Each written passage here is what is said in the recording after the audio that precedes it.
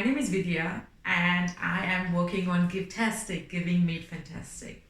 So Givetastic is developing a donation app for small and medium-sized companies to share their donation budget transparently with their employees and tackle the social and environmental problems that we face today in the world together.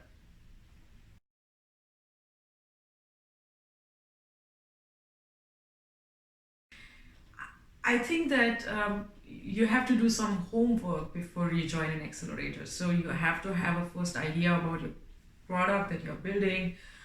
You should have done some kind of user research, and that the value of your product is confirmed.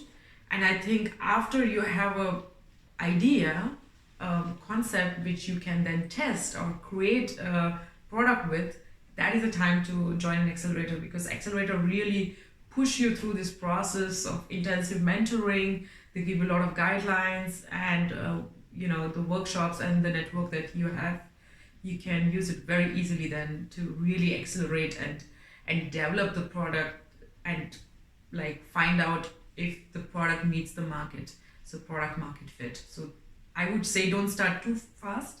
First, maybe take your time to develop a concept.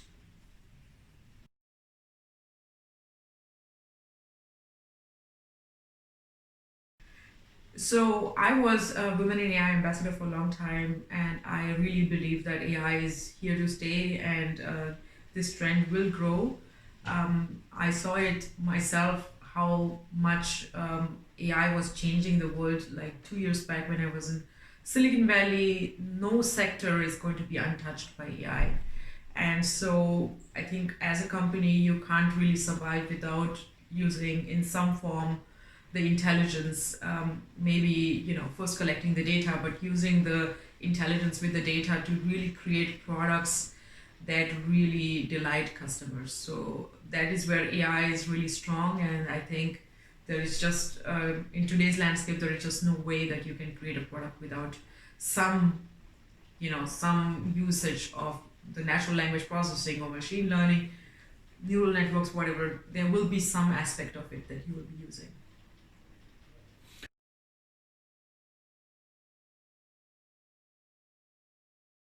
Entrepreneur, it's one of the biggest challenges that you have is to build a good network. Sometimes network is even much more worth than your funding or like what you earn in the first months, maybe, because the network will help you really accelerate the product and to get it or to scale it. Without network, it's nearly impossible to do it nowadays. And if you go in a new city, I would suggest just going on meetup.com and finding what kind of meetups there are in the city, and that's where you start meeting people. It's like mostly after works, and I think that is the like go to the events, sign up on Eventbrite or meetup.com, and just and try to find out meetups which are related to what you're doing, and I think that is the best place to start.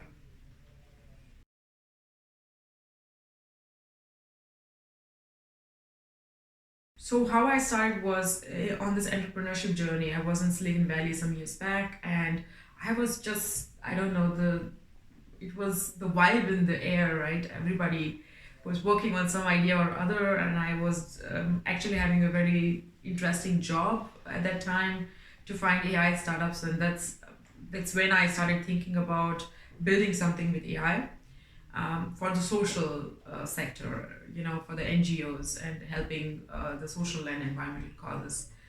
I left the corporate job because I thought, the world is facing such like big challenges right now, not only with climate change, that's the biggest one, but poverty and inequality, and yeah, so these are like healthcare things. Now that we have the virus, so all these things made me like feel that I want to contribute and create some kind of impact with my work, and that's why that was a motivation. I had a good idea, or I thought so, and I just wanted to explore that. And I thought, if I don't do it now, when should I do it? And that was also the reason that I left a very comfortable job. Sometimes I do miss my colleagues, ex-colleagues now. But I think it was worth, because I have learned a lot in this short time.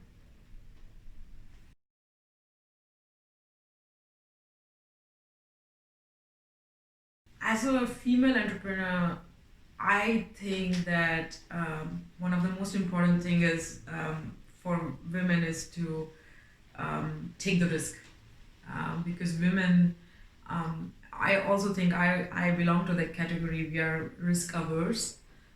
We don't, you know, we don't want to jump on new ideas so fast, and sometimes we don't even get support from your family and friends, and then you don't explore those ideas, and I think it's a pity.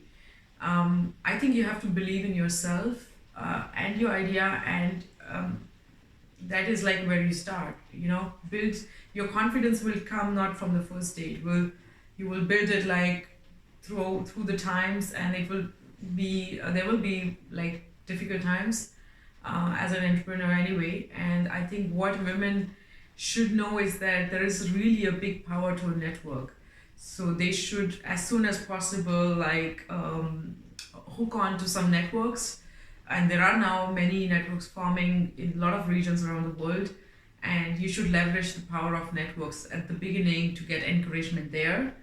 Because I got a lot of encouragement from other women founders and co-founders whom I met in Berlin in a summer camp, because we were all with an entrepreneurship mindset, and only they understand you actually. And sometimes you are dependent to get more like appreciation and value of your work from your peers than maybe your family and friends at the beginning. And so I think but it's worth it. The journey is worth it. You will learn a lot. You just have to face the risks, and you have to know that it's not going to be an easy time. There will be difficult phases, and believe in yourself and work on your ideas.